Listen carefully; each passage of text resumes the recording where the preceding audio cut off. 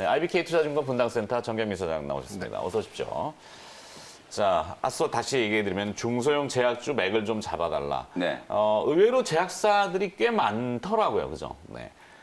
저의 오늘 뭐 일발장전도 있다 또 겹치긴 하는데, 그냥 막 해드리면은, 함께 믹싱 해가지고 갈까요? 어떻게 할까요? 뭐 막 해드린다고. 아니, 그게 아니라 이제, 하여튼 제약주들이 지금 이제 들쭉날쭉거리는데, 사실 이제 코스닥과 코스피를 합치면은 한 3,000개에 가까운 기업들이 있잖아요. 그러니까 시장 전체를 보면 안 되는 걸 볼 게 아니라 이제 되는 기업들 몇 개를 추스려 가지고 거기에 집중하는 것도 현재 우리가 나아갈 수 있는 전략 아닙니까? 네. 그렇죠. 근데 이제 무분별하게 급등을 하는 기업도 분명히 있긴 합니다. 네. 과열인 것도 있고. 하지만 또 찾아보면은 새로운 것도 있는데 오늘 두 분의 기업이 공교롭게 겹친다고 그랬잖아요. 네. 네, 김현 매니저가 앞서 이제 빙 돌아가지고 네. IT까지 쭉 가셨다가 오셨는데 네. 결국에 바이오로 보는 것 같은데. 네. 자, 종근당이에요. 네, 오늘 제가 이제 준비해온 종목이 종근당인데 네. 어쨌든 뭐 이게 저희가 서로 원고를 결코 이제 공유를 하지 않은 상황에서 그렇죠. 뭐 겹칠 수 있죠. 네, 뭐 그 기업이. 수많은 종목 중에서 어쨌든 종목이 지금 자주 좀 겹친다는 것도 좀 신기하고요. 정경민 차장의 공략주도 오늘 종근당이죠. 네. 네. 좀 싸움을 붙이려고 아니, 이렇게 그런 건 아니에요, 그런 건 아니에요. 해가지고 근데 종근당도 세 겹쳐서. 부류가 있어요. 종근당 바이오, 종근당 홀딩스, 네. 종근당. 네. 근데 종근당. 종근당. 종근당. 종근당. 네. 제가 먼저 두 좀, 분의 이유를 한번 들어봅시다. 얘기를 좀 해볼까요? 네. 어차피 내용이 뭐 준비한 내용이 좀 겹칠 것 같은데 저는 이제 핵심은 그거예요. 코스피 이제 우리나라를 또 대표하는 또 R&D 연구 개발을 많이 하는 또 기업 중에 하나고 종근당의 이제 시가총액을 들으면 아마 조금 놀라실 텐데 뭐 1조 원 한 초중반 정도밖에는 안 돼요. 네요. 너무 싸다는 생각이 좀 들거든요. 사실 제가 김현 매니저가 보기에는 전 싸다. 네, 일단은 제가 볼 때는 이건 사실 지나치게 좀 저평가되어 있다. 물론 이제 다른 기업들과 비교를 해봤을 때 상당히 좀 저평가되어 있다라는 생각이 좀 들어서 오늘 이 역발상 차원에서 이제 코스피 이제 제약주 하나를 좀 가지고 온 거예요. 예전에 우리가 이제 종근당이라든지 뭐 유한양행이라든지 이런 기업들을 얘기할 때 대형 제약사라고 얘기를 했어요. 근데 지금 시총이 1조 원밖에 안 되기 때문에 어저께 알테오젠이 뭐 액면분할 나가서 또 신고가 치고 나서 뭐 시총 거의 3조 가까이 됐죠. 만약에 이제 그 무증 이제 물량이 또 입고가 되고 나면 시총은 훨씬 더 또 늘어나겠죠. 알테오젠이요? 네. 그리고 시즌도 마찬가지로 지금 시가총액이 5조 원을 넘어섰거든요. 그리고 이제 계속 말씀드리지만 신풍제약이 시총이 이제 6조 원을 훨씬 또 넘어서고 있는 상황이고 그런 이제 다른 제약 바이오 종목들과 비교를 해봤을 때 종근당의 시가총액이 지나치게 좀 저평가되어 있다는 게 저는 첫 번째 포인트라는 네. 생각이 좀 들고요. 이제 내용을 조금 자세히 좀 설명드려 보면 종근당은 뭐 소위 말해서 우리가 ETC라고 하는 전문 의약품을 많이 제조하는 기업이고 제네릭이라든지 계량 신약을 전문적으로 개발하는 기업이라고 생각들을 하실 텐데 실제로 이 기업이 연구 개발을 통해서 신약도 상당히 지금 많이 개발을 하고 있는 상황이에요. 종근당 홀딩스를 바탕으로 이제 계열 회사들이 많이 있는데 그 중에서 이제 연구 개발에 가장 핵심적인 이제 중추적인 역할을 하는 게 바로 종근당이라는 제약 바이오 기업이고 주요 파이프라인이 이제 CKD 이제 뭐 702 가장 먼저 좀 소개를 해드리면 비소세포성 폐암 치료제, 요 이제 비소세포성 폐암 치료제 얘기하면 여러분들이 아마 레이저 티닙을 딱 떠올리실 거예요. 바로 오스코텍에서 이제 개발했고 유한양행이 지금 글로벌 제약사들하고 병용 투여 임상을 지금 진행하고 있는 비소세포성 폐암 치료제 레이저 티닙이라고 하는 게 있는데 네. 그거하고 이제 좀 견줄 수 있을 만한 게 바로 종근당에서 지금 임상을 진행하고 있는 CKD702라고 하는 거예요. 특히 이거는 이제 이중항체, 표적 항암제에 이제 좀 내성이 생겨 있는 환자들을 대상으로 지금 주로 비소세포성 폐암 치료제를 이제 접목하기 위해서 이중항체 기술을 기반으로 이제 개발을 하고 있는 신약이다. 얼마 전에 이제 끝난 AACR에서 이제 전임상에 대한 긍정적인 결과 발표를 이미 했고요. 그리고 국내에서는 임상 1상에 지금 진입을 해 있는 그런 단계다. 이런 이제 신약 파이프라인도 가지고 있고 또 하나는 이제 CKD 이제 506이라고 하는 거. 이건 또 류마티스 관절염 치료제거든요. 이게 네. 유럽에서 이제 또 임상을 진행하고 있는데 아마 올해 하반기 안에 임상 2상에 대한 결과가 발표될 걸로 예정이 좀 되어 있는 그런 상황이라고 보시면 되겠습니다. 이런 이제 파이프라인을 가지고 있는 기업이기 때문에 사실은 파이프라인의 가치는 뭐 임상 1상, 2상, 3상을 진입할 때마다 단계별로 이제 업그레이드가 좀 될 수 있는데 사실은 저는 이 좀 높은 점수를 좀 주고 싶은 이유가 종근당이 지금 이제 타겟을 하고 있는 이제 후보군 자체가 질병의 어떤 그 기저질환 자체가 말씀드렸던 것처럼 지금 사실 폐암과 관련된 비소세포성 폐암 치료제 상당히 좀 지금 의학계에서도 많이 지금 개발에 대한 요구가 큰 분야거든요. 그리고 네. 이제 류마티스 관절염 치료제는 말 그대로 뭐 시장의 규모가 어마어마하게 좀 크기 때문에 개발에 만약에 성공을 한다라고 했을 경우에는 상당히 좀 큰 매출 기여를 할 수 있는 분야다. 그래서 이런 부분들을 감안했을 때 뭐 신약의 포트폴리오 사업의 이제 파이프라인의 포트폴리오 역시도 나름대로 좀 잘 갖춰놨는데 시총이 1조 원대 정도밖에 안 된다라는 건 네. 다른 기업들에 비해서 현저하게 좀 저평가되어 있다. 이런 이제 결론을 좀 도출을 할 수 있고요. 또 이제 마지막으로 이제 좀 모멘텀을 하나 좀 붙여드린다면 요즘에 제약주들이 사실은 좀 모멘텀 플레이, 그야말로 좀 긍정적인 좀 뉴스들이 많이 좀 나와줘야 네. 거래도 좀 살아나고 주가도 좀 탄력적으로 좀 움직이는데 종근당도 지금 이제 코로나19 치료제 국내 식약처에서 임상 이상 승인을 받아가지고요. 치료제와 관련된 부분들도 임상을 진행하고 있어요. 여러분들 한때 좀 핫하게 좀뭐 유행이 됐었던 단어 나파모스타트라는 이제 단어를 여러분들이 기억을 하실 텐데 그 계열의 이제 나파벨탄이라고 하는 치료제를 국내에서 이제 코로나19 치료제로 약물 재창출이라고 생각하시면 돼요. 요거를 네. 이제 임상 이상을 또 진행하고 있기 때문에 코로나19 치료제에 관련된 종목들이 상당히 좀 많이 좀 올라가고 있잖아요. 물론 이제 특히나 이제 임상을 진행을 하고 공식적으로 지금 국내에서 임상을 하고 있는 기업들보다는 뜬 소문에 막 움직이는 기업들이 뭐 무슨 앞서 말씀드렸던 것처럼 덱사메타손 뭐 이런 것들을 같이 생산하고 있는 기업, 판매하고 있는 이런 기업들이 뭐 지나치게 많이 좀 급등을 하고 있지만 실제로는 이제 치료제를 또 개발하는 임상의 이제 단계를 꾸준하게 좀 진행을 하고 있는 기업들이 오히려 좀 상대적으로 좀 못 올랐다는 생각이 좀 들기 때문에 네. 종근당은 이제 그런 모멘텀까지도 좀 같이 이제 부여를 해줄 수 있는 기업이다. 이렇게 이제 기업 내용을 좀 설명을 좀 드리겠습니다. 알겠습니다. 어디 껴들 틈을 안 주네. 예. 일단 앞에 쫙 다 털었어요. 네. 정경민 차장이 뭐 이제 할까봐 여기 먼저 다 해버렸단 말이에요. 뒤에 하니까 불리할 수도 있겠는데 겹칠 수 있잖아요. 그러면 김영민 매니저 얘기한 거 다 빼고 그 이외의 종근당은 뭡니까? 이화 동문인데요. 네. 이하 동문. 예, 네. 이화 동문인데 저는 다소 좀 직관적인 피킹을 좀 했어요. 요즘에 이제 뭐 저야 이제 지점에서 사세요 파세요 하는 이제 그런 직업을 가지고 있으니까 시장이 원하는 거, 그러니까 야 정 차장 뭐 요즘 제약주만 움직이는데 좀 사서 먹을 거 없어?라고 하면 네. 정말 쉽지 않습니다. 거의 뭐 10몇 프로 떠 있는 거를 상한가 올라가는 걸 따라갈까? 아니면 저기 누워 있는 거를 접근해 볼까? 뭐 이렇게 좀 고민을 해보면 현실적으로. 직관적으로 이 브로커들은 많이 안 깨먹을 걸 이게 이제 전제하고 방어적인, 네. 전제하고 그다음에 이제 수익률을 따라갈 수 있는 것들을 좀 찾게 되는데 네. 그런 면에서는 반면에 저는 김영민 매니저는 상당히 공격적인. 그런가요? 공격적인 게 아니라 펀더멘탈적인 그렇죠. 저는 뭐 내용을 따지는 내용을 뭐 쭉 말씀해 주신 거고 전문가이기 때문에. 네. 저는 이제 다소간의 직관이 좀 녹아 있는 이제 그런 뭐 피킹으로 좀 볼 수 있는데요. 네. 어쨌든 실적 좋고 실적 되게 좋습니다. 종근당이요? 예, 종근당 그러니까 대한민국에서 분기에 영업이익 200억 내는 제약회사 5손가락 안 될 거예요. 아, 실전 얘기 제가 했어야 되는데 실전 얘기 빼먹었네요. 아, 그래요? 네. 이거 하나 여기 남겨주셔야죠. 네. 네, 저도 이제 뭐 출연료 값은 해야 되니까 네, 이 실적을 이제 기본적으로 좀 깔고 있는 펀더멘탈이 있잖아요. 아, 그러니까 종근당 무슨 뭐 홍보 방송은 아닌데. 네. 그리고 제가 그래도 이제 이건 누구 화면이에요? 제 화면입니다. 아, 정찬일 거예요? 근데 지금 신고가를 두드리고 있는 상황이고 역사적인 신고가라고 한다면 수급적으로도 매물 부담은 없는 이제 네.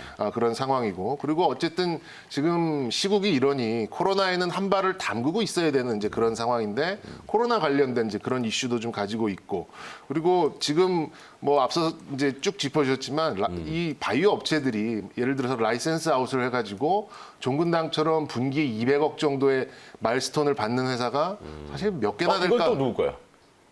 생각을 김영민 해보면 매니저. 아, 두 제가 분의 준비한 목표가가 화면이죠. 좀 다르구나. 정경민 차장 죄송히 말 끊어가지고. 정경민 차장은 목표가가 16만 5천 원 2달 기간을 네. 잡고 김영민 매니저는 목표가가 15만 5천 원. 저거는 기간이 뭐 한 2주 정도. 2주. 오, 2주 대 2개월. 예. 예, 데일리 방송하는 분과 그다음에 지점에 있는 사람의 이제 이런 알았어요. 시각의 차이죠. 그리고 아까 이제 자막으로만 나갔는데 이제 그 K캡이라는 그 약품이 생각보다 굉장히 시장이 큽니다. 지금 현재로서는 K캡 일반 의약품인가? 아닙니다. 전문 전문 의약품이고요. 의약품. 그 이제 위산 뭐 영유 이런 영유. 건데 조 단위가 넘어요. 시장의 어떤 규모가. 근데 그동안은 일본 약의 제네릭 제품을 이제 우리나라에 팔고 뭐 직수입 제품도 팔고 이랬었는데 순수 우리나라가 개발한 이제 그런 제품으로 알고 있거든요. 뭐 이거 이 시장이 좀 커져감에 따라서 또 좀 직접적인 이제 그런 효과를 좀 가시적인 효과를 좀 빠르게 좀 볼 수 있지 않을까라는 생각이 좀 들고 네. 그런 면에서 봤을 때는 지금 주가를 이루고 있는 실적 대죠. 2분기 좀 서프라이즈 예상도 좀 되고 있고 그다음에 코로나에 한 발 담그고 있는 부분도 있고 뭐 신약을 비롯한 파이프라인도 보유하고 있는데 좀 이제 그게 가시화되는 이제 그런 약품들도 있고 그리고 신고가 부근이니 시장이 조금만 도와준다면 매물 부담 없이 이제 악셀레이터 한번 쭉 밟을 수 있는 그런 구간에 있다고 한다면 시장에서 제약주 하나 골라봐라라고 하면은 저는 이제 직관적으로 어제 이 종목을 종근당을? 선택을 하게 됐고요. 저는 목표가는 숟가락을 얹어서 동국제약으로. 그거 어제 제가 했잖아요. 어제 하셨나요? 예. 그래서 목표가를 저는 조금 더 높이고 싶었습니다만 여기서 네. 이제 뭐 20만 원 이러면 좀 이게 뭐 대충 그런 것 같아서 일단 구체적인. 그러니까 첫 단계의 상승으로만 봤을 때 한 16만 5천 원 정도 바라보시면 될 것 같다 말씀드리겠습니다. 그렇다면 또 이 종근당만 얘기하는 종근당 바이오 아까 말씀드린 네. 종근당 홀딩스도 있는데 사실 네. 종근당은 전문의약품을 쭉 불러주셨지만 그렇죠. 일반의약품 쪽에서는 의약품은 아니고 건기식이라고 해야 될까요? 락토핏? 네. 네. 뭐 이거 사실 기업 얘기하는 거니까 네. 락토핏이 종근당 건강일 텐데 건강의 상장도 제가 준비를 하는 걸로는 알고 있어요.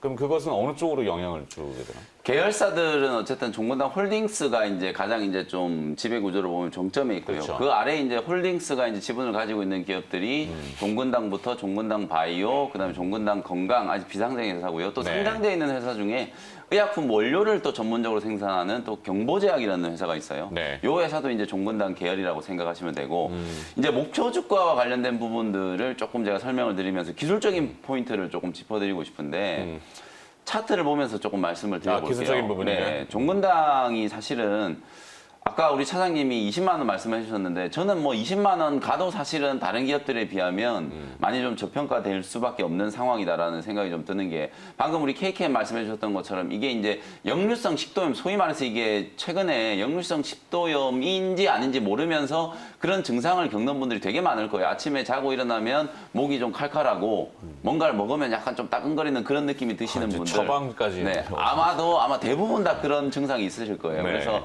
이런 이제 약국에 가서 약 좀 달라 하면은 그냥 주가 바로 떨어지면 K캡, 속쓰린 거죠, 네, 뭐. K캡을 처방을 좀 받으시는 분들이 아마 되게 많을 거거든요. 그리고 이제 뭐 피임약이라고 하는 그 머시론 요즘에 광고가 되게 많이 나오더라고요. 네, 뭐 이 머시론도 하나의 이제 그 제품군이라고 생각하시면 되고요. 그래서 일단 실적에 대한 부분을 차장님께서 이제 잘 짚어주셨는데 1분기 실적도 대단히 좋았거든요.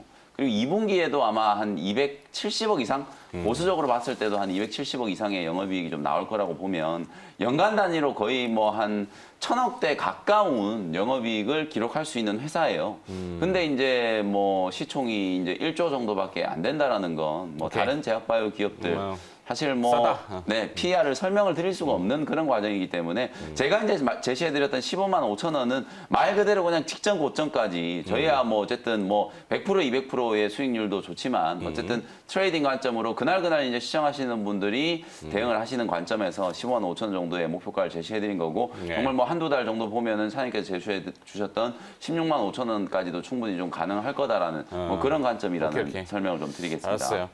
뭐 추가로 더 다루기에는 한 종목만 너무 집중적인 거니까 좀 그래서 다른 걸 좀 곁들이겠습니다. 네. 오늘 뭐 최이마의 일발장전 이래가지고 같이 가보면은 사실 무분별한 그 이 테마와 거기에 따른 추격 매수, 추종 매수 이렇게 되잖아요.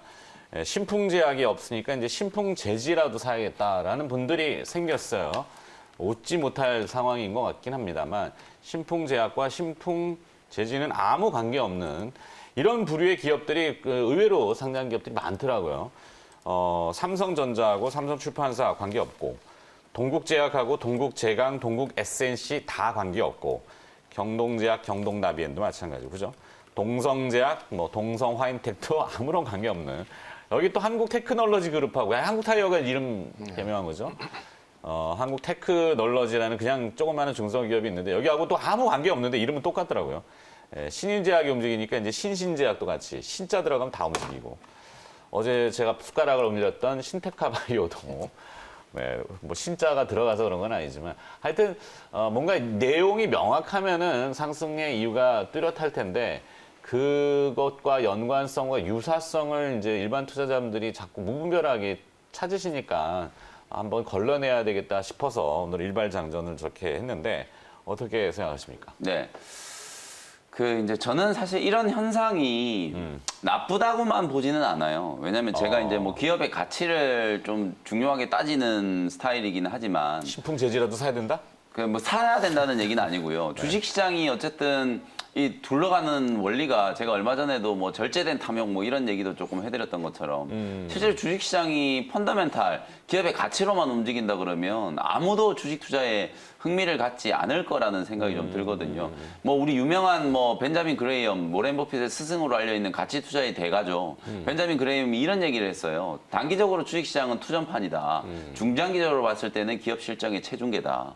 뭐 그런 분들도 시장의 어떤 단기적인 어떤 과열과 침체 이런 부분들이 주식시장에 좀 기본적으로 또 있어야 되는 또 논리라고 인정을 하신 거라고 저는 보거든요. 그래서 이런 포인트들이 분명히 좀 있어야만 또 주식 투자에 흥미를 느끼고 또 새롭게 또 시장에 유입되는 수급들이 분명히 생긴다라는 점에서는 뭐 나쁘다라고만 볼 수는 없지만 다만 말씀해 주셨던 것처럼 사실 삼성전자와 삼성출판사 전혀 관련이 없는데 네. 이걸 이름 가지고 엮여가지고 이제 수급을 또 붙이고. 삼성출판사는 뭐 아기상어. 네, 아기상어죠. 그것 때문에 한번 그렇죠. 그리고 이제 특히나 지금 신풍제약과 신풍제지 이런 거는 정말 좀 시장에 이제 과열 징후를 아주 극명하게 좀 보여주는 거라고 보시면 되겠죠. 동국제약 나오고 있고 지금 동국제약은 좀 그렇지만 동국 SNC는 또 풍력 때문에 했죠. 전혀 뭐 네, 관계 맞습니다. 없지만. 그래서 어쨌든 이런 부분들이 뭐 시장에 어쨌든 좀 자연스러운 흐름이긴 하지만 또 이런 걸 또 하나의 또 투자 포인트로 생각하시고 막 이런 종목들을 나는 신풍제약은 무서워서 못 사겠으니까 신풍제지를 사겠다라고 하면 실제로 신풍제약이 빠지면 신풍제약보다 더 많이 빠지거든요. 이런 종목들이. 그래서 그런 부분들은 분명히 여러분들이 좀 투자에 좀 유의를 하실 필요가 있다. 그래서 아까 이제 동국제약 그리고 뭐 동국제강, 동국SNC 말씀해주셨던 것처럼 또 이제 제약바이오 종목을 말씀드리면 동국제약이 이제 어찌 보면 종근당과 또 비슷한 계열의 좀 일반 의약품 또 제네릭 의약품 이런 것들을 또 전문적으로 생산하는 기업이고 실적이 좀 붙어 있는 그런 이제 기업이죠. 동국제약? 네, 동국제약. 그리고 이제 유나이티드 굉장히 좋을 제약도 거예요, 아마. 그렇죠. 유나이티드 제약도 비슷한 스타일로 제가 소개해드리고 나서 크게 또 시세가 한번 좀 붙었었고 어쨌든 이름 동국 뭐 이런 이름에 주목하시는 것보다는 내용을 좀 따져보시면서 이 종목과 이 종목이 이름이 비슷해서 간 거구나. 근데 핵심은 이 기업이구나. 이걸 좀 구분을 좀 하시면서 시장이 좀 트렌드를 추적하시는 게 좀 좋겠다라는 말씀을 좀 덧붙여 드리도록 하겠습니다. 그래요. 뭐 주가가 움직이면은 나름의 다 명분이 있는데 뭐 하여튼 투자의 심리나 활기가 있기 때문에 주변에 웃지 못할 상황도 좀 펼쳐지는 것도 인정하자 이건 네, 거고. 네. 뭐 현장에 필드에 있는 정경민 차장 같은 경우는 더 많이 이런 거 겪으실 거 아니에요. 주문 실수 이름 비슷해가지고 저는 SNS 택, 뭐 FNS 택 뭐 이런 것도 있고. 실제로 뭐 십수년 전에 이제 네. 주임 시절에 그 성우 하이텍을 사달라는 고객을 성우 테크론을 사드린 적이 있어요. 실제로. 근데 성우 테크론이 움직였죠. 성우 테크론이 상한가를 갔어요. 그렇죠. 네, 그럴 줄 알았어요. 예, 되게 좋아하시더라고요. 뭐 저는 뭐 그 상담을 할 때 이 디지털 조선이 어떤 조선소냐 이것도 제 녹취가 뭐 돌아다니고 뭐 그런 적도 좀 네. 있던 적이 있었는데 믿지 못하는 거죠. 뭐 이제 투자자께서는 호텔 신라가 바이오도 했었냐, 신라젠 뭐 이렇게 실제로 있었던 일입니다. 그렇죠. 그래서 제가 지금 바라보는 시각 중에서 이제 몇 가지 좀 특이한 점은 넥슨 그 유튜브에도 말씀을 드렸었는데 넥슨 GT와 넥슨은 사실 거의 상관이 없거든요. 그래서 넥슨에서 뭐 자기 나올 때 넥슨 GT가 넥슨이 일본에 상장돼. 예, 넥슨은 일본에 상장돼 있고 넥슨 GT는 이제 넥슨이 일부 투자를 한 그냥 개발 회사에 불과한데 뭐 던전 앤 파이터, 뭐 카트라이더, 뭐 요즘에 바람의 나라 굉장히 또 히트를 하고 있는데 네. 넥슨 GT가 움직이는 현상이 있습니다. 근데 그거랑은 전혀 상관없는데 뭐 좀 비이성적으로 좀 움직이는 그런 상황이 좀 있었고요. 네.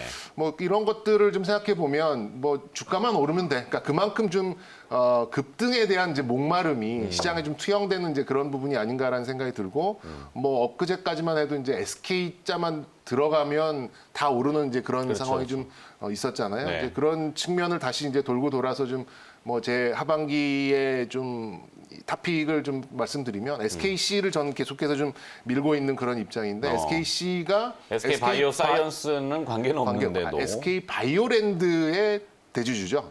어디가?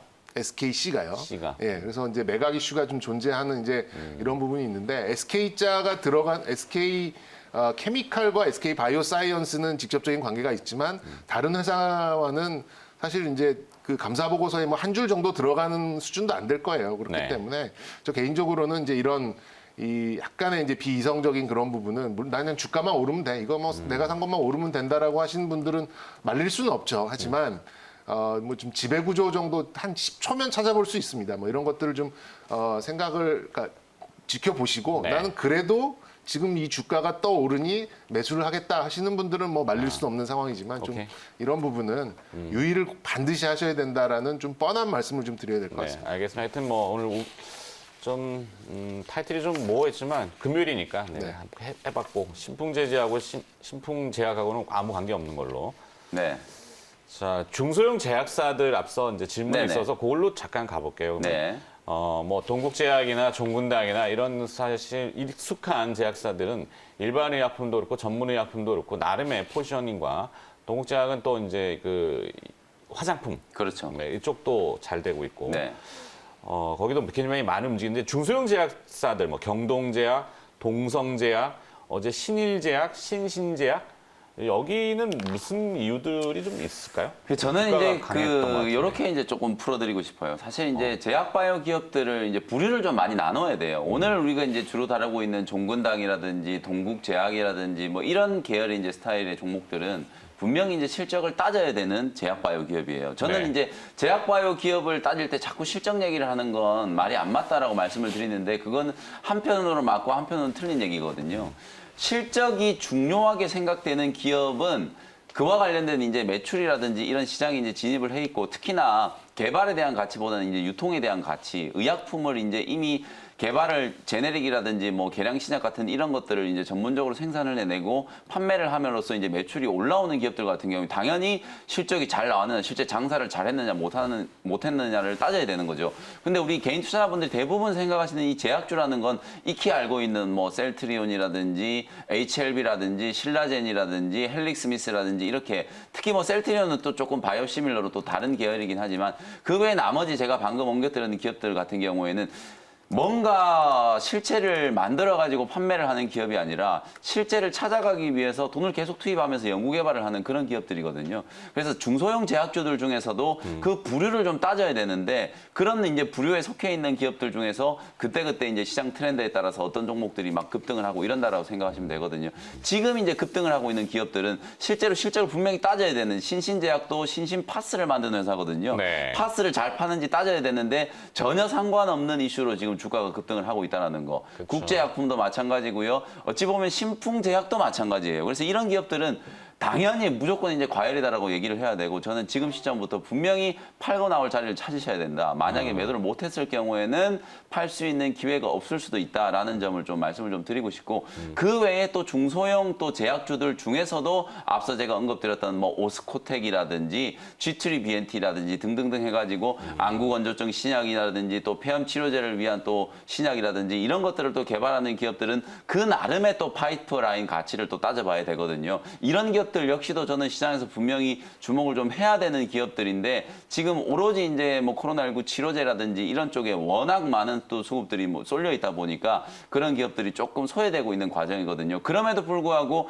최근 며칠 동안의 시장의 흐름을 본다면 기관과 외국인들이 코로나19 치료제와 관련된 종목이 아니라 중소형 제약주들 중에 임상 1상, 2상을 진행하고 있는 파이프라인과 관련된 기업들을 상당히 많이 지금 매수를 했다라는 거거든요. 아니, 질문의 본질은 사실 네. 그게 아니라 네. 코로나19와 관련된 백신이나 치료제는 지금 요원하잖아요. 그러니까 사실 그렇죠. 기간도 많이 걸리고 물론 네. 뭐 어제 말씀하신 대로 긴급 신속 처리 작전 뭐 네네네. 되든 뭐 그렇게 되든 근데 기존에 이제 이 시판되어 있던 약들, 네. 그중에 말라리아 치료제. 네. 그러니까 지금 치료제나 백신이 나오려면 뭐니까 기존에 있는 약들 판매하는 것들이 중소형 제약사들이 네네. 그게 이제 어느 약간 변형이라든지 아니면 그거 먹었는데 좋아졌어. 구충제가 갑자기 그렇게 등장한 거예요. 그렇죠. 그래서 그거를 좀 여쭤보는 거죠. 네. 그래서 그게 이제 제가 아까 말씀드렸던 것처럼 실제로 이제 그 기업들은 그 약품과는 관련이 없는 다른 쪽에서 이제 매출이 나와야 되는 기업인데 그 가치와는 상관없이 주가가 지금 지나치게 많이 올랐다. 말씀해 주셨던 것처럼 이제 구충제를 판매를 하고 덱사메타손을 유통을 해가지고 그 회사들이 과연 돈을 버느냐. 저는 거의 가능성이 없다라고 보거든요. 그래서 그런 관점이기 때문에. 근데 어쨌든 시장이라는 건 뭐 덱사메타손을 누가 유통을 한다더라. 뭐 말라리아 치료제, 뭐 알약으로 된 걸 누가 뭐 어떻게 한다더라. 만약에 그런 이슈가 붙어 있는 종목들을 지금 막 찾는데 혈안이 되어 있다 보니까 네. 주가는 이제 지나치게 많이 좀 올라와 있는 상태라는 거죠. 그래서 그런 종목들은 사실은 이제 어찌 보면 거품이 아주 잔뜩 끼어 있는 그런 단계라고 밖에는 볼 수가 없기 때문에 매도 자리를 이제 찾아야 된다라고 말씀드린 거고 오히려 그래서 저는 중소형 제약주들 중에서 파이프라인 가치를 좀 따져볼 수 있는 기업들로 차익 실현을 오케이. 열심히 하시고 난 이후에 네. 그런 종목들을 저점에서 또 공략을 하신다면 아주 또 더블의 수익을 또 낼 수 있는 기회가 될 수도 있잖아요. 그래서 알았어요. 그런 관점으로 말씀을 좀 드려보도록 하겠습니다. 그래서 오늘 이제 종근당을 좀 보신 네. 거죠. 네, 일단 네. 자기의 근거를 가지고 네. 무분별하게 아무 제약사나 보지 말고 오늘 종근당 하셨고 네. 같이 또 종근당이었지만 종근당이 겹치는 바람에 오늘 이야기가 조금 좀 포괄적으로 진행이 됐습니다. 하여튼 네. 김현민 매니저는 오늘 여기서 보내드려야 될 것 같고 네.